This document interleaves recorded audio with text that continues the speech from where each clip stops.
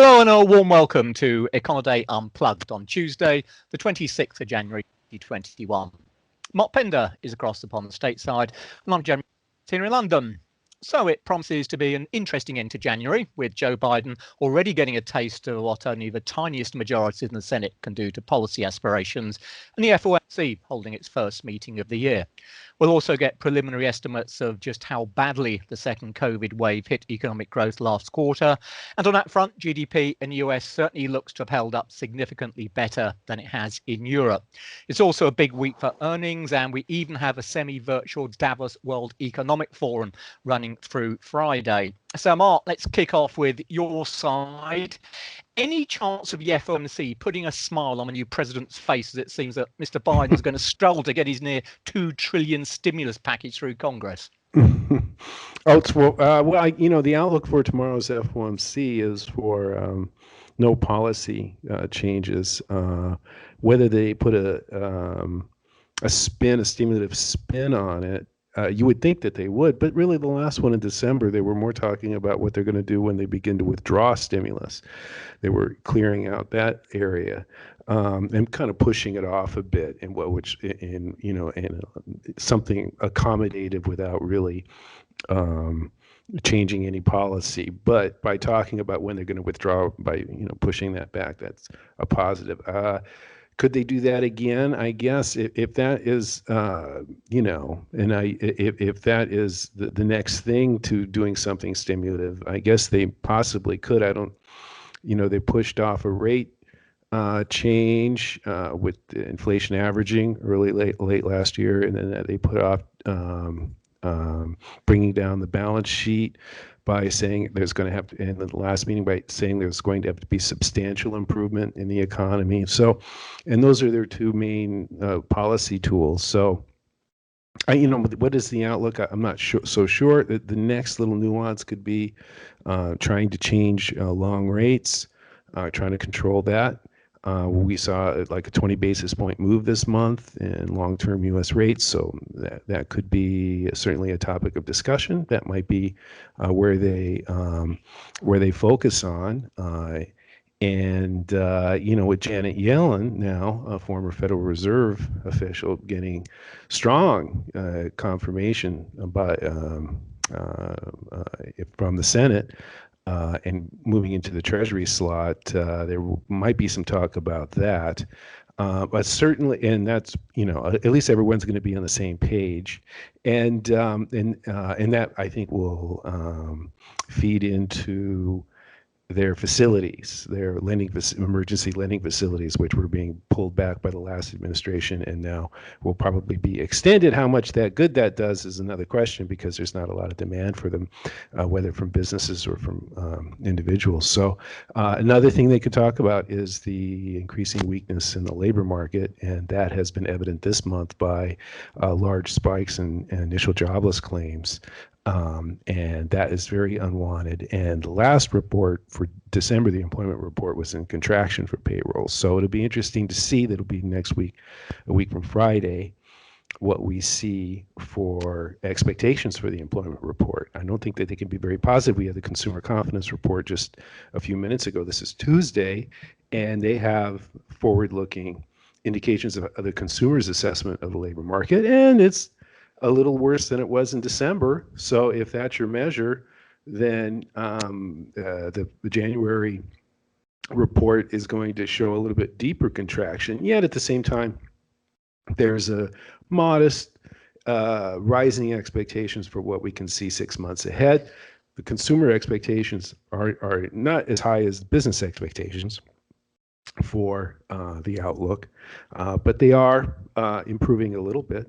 And you had the IFO, the German IFO, which and what did you see there between the separation between now and in the future? Yeah, well, it's interesting at CFO because certainly in recent weeks, particularly really since it became apparent that we would be getting at least some kind of delivery of the COVID vaccine during the first quarter, we've seen the current assessment via the EFO survey of analysts indicating, or businesses I should say, suggesting that they're becoming increasingly cautious about what was then a rising rate of infections, contrasting with general expectations which were looking at the vaccine thinking that, okay, it may not be great now, but it's going to be a lot better further out as we get the vaccine actually being delivered more fully.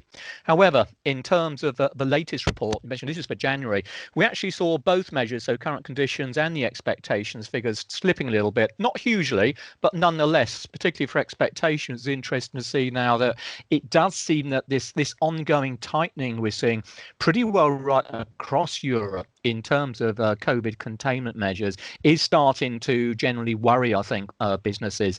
And of course, at the same time, we've had news of prospective disruptions to the delivery schedule, both from Pfizer and from the Oxford University side as well, AstraZeneca. So I think some of the perhaps potential gloss looking further out, it's just dulled a little bit as businesses start to worry that, well, it may be the case that the lockdowns and really lockdowns in some shape or form really do cover most European countries now, could last for that much longer. We'll talk about this morning's CBI distributive trades from the UK. That was a disaster, wasn't it? I mean, we've seen retail sales fall off significantly in Europe. But now this report is for January, and this is in the UK. Is there a Brexit effect in there? Not really. I think this is to do really with the latest lockdown, which came into effect so at the beginning of the new year. So I mean, just in terms of the headline figures, we saw this the main index for the UK CBI distributive sales survey is looking at the balance of respondents who signal an increase in volume sales now versus a year ago. And this came in at minus 55%. And that's essentially the worst figure we've seen since the depth of the slump in retail sales we saw immediately after the start of the first virus wave. So on paper, at least, it really does suggest that sort of the bottom fell out of retail sales during January. If that is the case, then almost certainly it's simply due to the fact that the country is currently in lockdown and it's going to remain in lockdown for some indeterminate time at the moment. So it's clearly hitting UK demand badly. And that's going to be reflected, I guess, in some of the other data as well. I mean, in terms of the PMIs we had out for last week, for example, I mean, looking right across Europe, it was all pretty bad news. Bottom line for continental European growth, if you believe the PMI measures, it suggests that January GDP is going to be a negative. For the UK, though, it looks as if it could be significantly more so, and particularly in the services sector. And without going through all the numbers, but the headline composite output index in the UK was all the way back down at just 40.6. So that's deep into recession territory. You're talking about January. This is January, the flash index, and for services, it's 38.8. Now it's not as low as immediately after the first wave, but that was that is, however you want to slice it, that is a lousy number. And of course, we have the Bank of England meeting coming up next week, and we'll talk more about that on next week's podcast. But there's been this ongoing talk and speculation and murmurings about, well, look, is the Bank of England going to move negative rates? Correct. Yeah. And this is the sort of thing which is going to fan the proverbial fire. So I must say, I don't think the market's made its mind up about this yet. We had the Governor Andrew Bailey from the Bank of England talking, just a few days ago, kind of intimating that he's not really sure if negative rates would do more good than harm. So we're going to have to wait and see on that one. But it's certainly been an interesting time in the UK. Well, in the distributive trades, you talk about current business rates holiday. What are those, and extending those? Yeah, it's just that some of the business rates, which particularly the smaller companies have to pay, have been relaxed or just put on hold. These are tax rates? Yeah, that's right. Taxes on business. Yes, so effective for actually having the business. So it's really just allowing, trying to give some members of the corporate sector a chance to keep alive because they're simply not getting the business in anymore. Mm-hmm. But honestly, in terms of looking at economic activity, I mentioned in the intro, we're going to get some GDP numbers out this week. Now, for Europe, I mean, okay, we'll get Germany on Friday where the market expectation appears to be flat. And to be honest, I think there's downside risk to that. But for France, and I should point out in terms of just going back to those PMIs quickly, Germany was the only country for which we had the data where the January composite output index, so the GDP proxy, was actually above 50. Everywhere else was below 50. So, I mean, France now is expected on a quarter-on-quarter basis for GDP to be down the best part of 4%. So Europe as a whole for the fourth quarter is looking pretty horrible. But your side actually probably got half decent growth, didn't it? Well, it's expected to be. Well, there's less restrictions here. The Econoday's consensus is for an annual rate of 4.1%. Of course, that's a small fraction of the 33.4 in the third quarter, but that was a bounce back from the severe contraction in the prior period. And with personal consumption expenditures for the fourth quarter, which is consumer spending, is seen up 3%. But our data didn't fall off the edge of the table like yours did at the fourth quarter on the consumer side. So I think we're going to see that that effect. I mean, but it's kind of academic because we're in a different world already in January. But with the labor market, the one key weakness in the U.S. right now is the labor market, and that has yet to really, it's not affecting business confidence at all or manufacturing, it seems, in the least, really. It is holding down the service sector, but that is nothing like what we're actually seeing in contraction in labor. So that's going to be a significant source of concern for Janet Yellen and also Jerome Powell. So I think that the employment status here will overshadow the GDP numbers if they were positive GDP numbers. All right, fair enough. And it's interesting. There's some interesting comments coming out from Andy Haldane, who's the Bank of England's chief economist, who in so many words was effectively saying that the labour market now is what the Bank of England's looking at. Forget about the fact its remit is to hit the 2% inflation target. It's very much the labour market it's concentrating upon at the moment. And so really it's going to be what happens there that's going to determine what the BOE is going to do with its policy. On the policy front, I suppose I should mention a bit about the ECB from last week. So, I mean, I don't think it was a surprise to anyone that announced no changes to interest rates or indeed their quantitative easing program. But what is becoming interesting, and again, this is also something we briefly touched on in last week's podcast, was what they're actually looking at. From the way Christine Lagarde, the central bank president, was talking, what is key to them is to maintain what they call positive financing conditions. And the question from that becomes, well, okay, how do you want to measure positive financing conditions or even negative financing conditions? And it sounds as if there's going to be these policymakers will be holding some kind of seminar at their next policy meeting. The announcement's on March the 11th. And they're going to be debating what kind of indicators should be including when assessing these financing conditions, and indeed whether or not they should be looked at individually or kind of sort of synthesized into an index, and indeed how they should be communicated.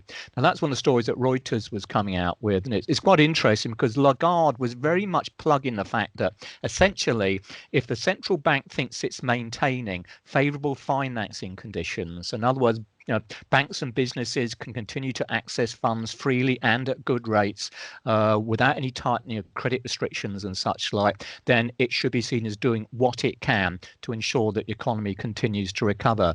As I mentioned last week, we touched on the ECB's fourth quarter lending survey, which actually showed a tightening of credit conditions, and that appears to be one of the main components which is going to go into whatever kind of index it might ultimately come up with. So it's not so just they're creating an index, or are they looking at existing indexes? They're looking at the possibility of doing it, if we believe some of these reports coming out from news agencies. But certainly from the way they've been talking over the last several meetings now, it's been very much the focus of, if we can keep these financing conditions favourable, then we are doing our bit to help to keep the economy moving again, and the rest sort of falls down under the umbrella of fiscal policy. So obviously, investors and speculators now want to know, well, okay, what should we be looking at? So it'll be interesting come March time as to whether or not they're actually going to provide any information, to investors and everybody else as to specifically what kind of indicators they should be looking at. But it does kind of just underline the fact that, like, all central banks at the moment, it doesn't matter if you've got an inflation target or not, there are certainly at least other indicators, if not completely other indicators, that market operators should be looking at. And also, just going back, you're talking about, the Fed, about, the longer end of the market, what's going on with yields. There are also some rumours doing the rounds last week, which it sounds like the ECB weren't none too chuffed about, that the central bank have been buying bonds explicitly to limit yield spreads between, the sort of southern countries, the likes of Italy and Spain and Portugal versus Germany. And again, that could be seen as part of one of the measures they might use when they're trying to judge financing conditions. I think that's kind of the ECB tried to deny that, but it's interesting that if quite often they will talk about what's going on, looking at the spread between, say, typically the BTP out of Italy and the German Bund, as to whether or not any financial stresses happening within the Eurozone. So are they allowed to specifically target country bonds? Deliberately support Greece, or as opposed to buying Germany? Well, kind of. So the answer to that is kind of yes and no. If you look at the share of this, of the PEP, the Emergency Pandemic Program, then it's certainly the case that if you look at current purchases under the PEP as a share of national GDP, then we're talking Italy, Cyprus, Greece, Spain, if I remember rightly, as being those countries which are disproportionately benefited out of asset purchases under the PEP so far. Now, you might say that, well, that's just a reflection of the fact that some of those countries were hit the hardest by COVID, so they need that much more assistance. Or you might say, well, hang about, all you're trying to do here is to make sure you keep the yield spreads down by buying more BTBs or Spanish bonds, Spanish bonos than you are German bunds or something like that. So, but they can do that only up to a certain extent, because the actual allocation of the PEP is laid down by what's known as the capital key, and that's essentially reflects size of GDP and population, and says that you can buy so many BTPs, you can buy so many German bunds, etc. But of course, it's flexible, and the PEP itself really has much more flexibility than some of the other asset purchase programs, which means, kind of to all intents and purposes, the ECB will do whatever it wants at any particular time. Is this what the German courts, this kind of thing that the German courts were worried about? Yeah, it is. And there's even now, when we saw the increase in the PEP coming through back in, was it December, wasn't it? It was, the talk then was for some German courts were making more noises to the fact that, well, look, should they be buying any more bonds anyway? So yes, it's the kind of thing which certainly some German lawmakers are none too happy about, and indeed even looking at the likes of the Bundesbank, obviously perhaps the most hawkish of the members of the governing council member, their head has made, effectively, I think he intimated that he wasn't particularly keen on the PEP being hiked at the previous meeting. They'd like to have seen it he'd like to have seen it maintained at an existing level. So it's the old age. Yeah. Is there any questions of all this stimulus of unsustainable markets or anything like that in Europe? Is there concerns about that? Yeah, I think it's kind of, you got this background issue for, I suppose, a lot of countries now, certainly within those countries which are extremely anti-inflation.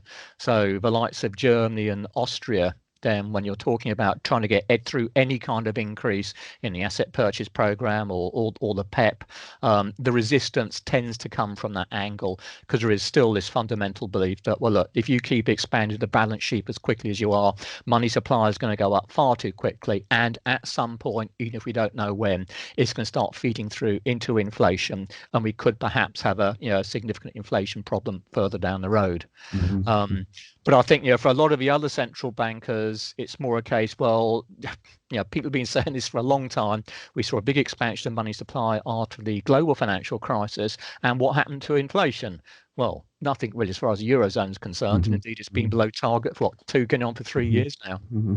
Well, over here, we had house price indexes today in the U.S., and they're just absolutely through the roof. The FHFA's 11% year-over-year growth, and that's a 30-year. They have 30 years of records, and that's the most ever. And the Case-Shiller data, they're at a 6.5-year high with their rate, which is a 3-month average, 9.1%, and the 3-month average implies that that comparison between FHFA and Case-Shiller is that Case-Shiller is being held down by the prior months, and we had permits and starts last week, and they're going. I mean, these graphs are just parabolic, and the money is just flowing in there, and this is the historically low interest rates and a super heavy buying of mortgage-backed securities by the Fed. The Fed tomorrow's press conference, he just constantly downplays it, whether it's the Beige Book assessment of housing activity, or when they talk about housing activity, or Jerome Powell's comments on it. It's like they're trying to pretend it's not happening, but it's happening, and this is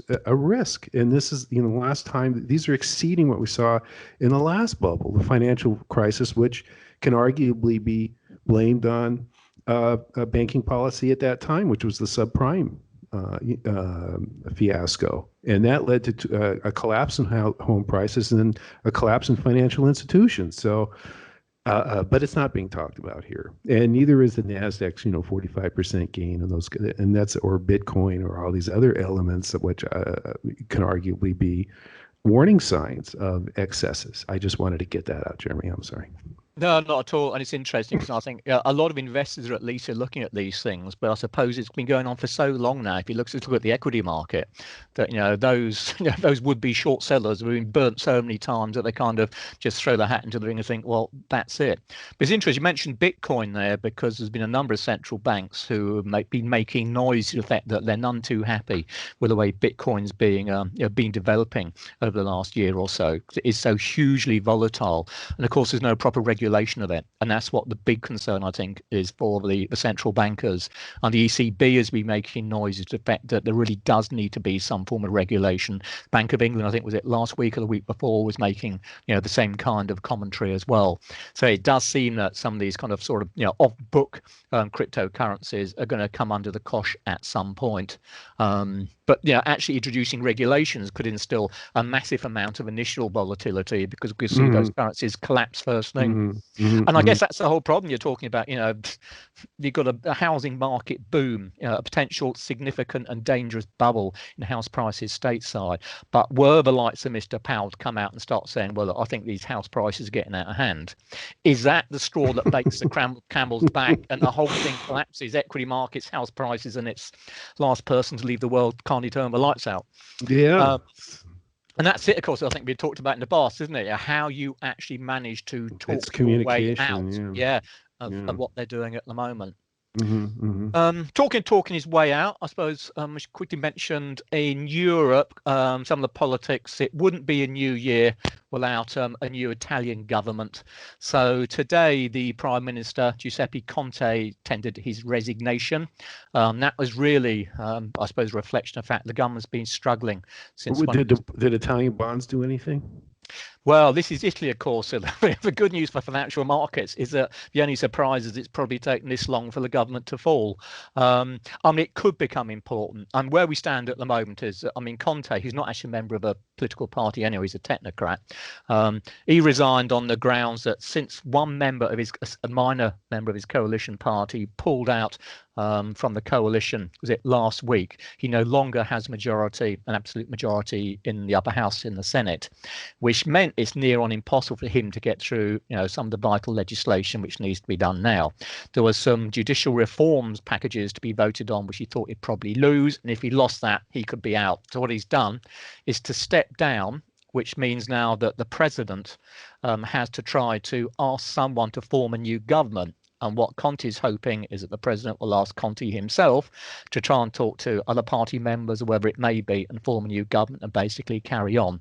This is sort of classic Italian politics. So for most investors in Italy, when this sort of news first started, speculation about it last week, yes, we did see Italian bonds being hit, and we probably saw the 10-year BTP. I think the yield probably went up between 5 to 10 basis points, something like that. But since he's resigned, they've actually come back a little bit, just in the expectation, well, they'll soon fudge another kind of coalition government, and we're back to square one again. But the problem is, though, here, just on a vaguely serious note, is that the longer it takes to form a new government, and it's never that easy doing it in Italy anyway, the more of a disruption is going to be to the vaccine delivery. And for a country like Italy, which really needs it, that's not going to be good news. So just on that grounds alone, it can be seen as being it's not positive for the Eurozone economy in any way, shape or form. Okay, what else should I be mentioning, if anything? Bank of Canada from last week and the BOJ from last week. We should mention no change there, which didn't surprise anyone. One thing I would mention out of both of those, that the Bank of Canada, they do seem to be sounding a little bit more upbeat. And we talked about GDP out of Europe and America. Well, we'll get Canadian November GDP, so the monthly figures on this Friday.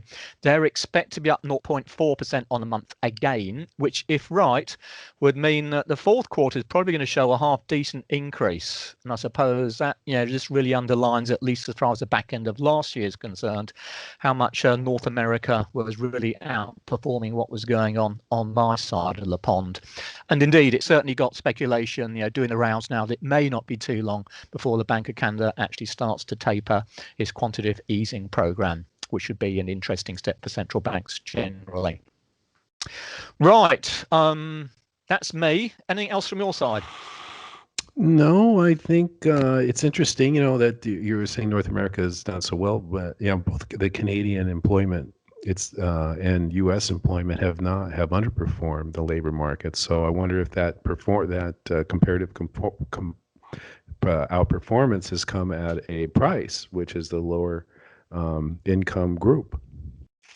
Yeah, I mean, that's fair. And I suppose, it's probably prattled on for too long, but in the UK labour market numbers this morning, one of, I suppose, the standout elements was the fact we saw this big increase coming through in UK wages growth when headline average earnings, which is the main index we look at here, that jumped from 2.8% up to 3.6%, which is the highest it's been in a very long time. But as you kind of alluded to, the key reason behind that really is the fact that so many of the lower paid jobs are no longer jobs anymore. So the whole average has been steadily just on a technical basis being pushed higher. So high earnings growth in this instance is not a reflection of economic strength. It's more a reflection of economic weakness. But I think, to be fair to Canada, we did have a bad employment report, as you mentioned. But by and large, the other numbers have actually held up pretty well. I mean, retail sales November up 1.3%.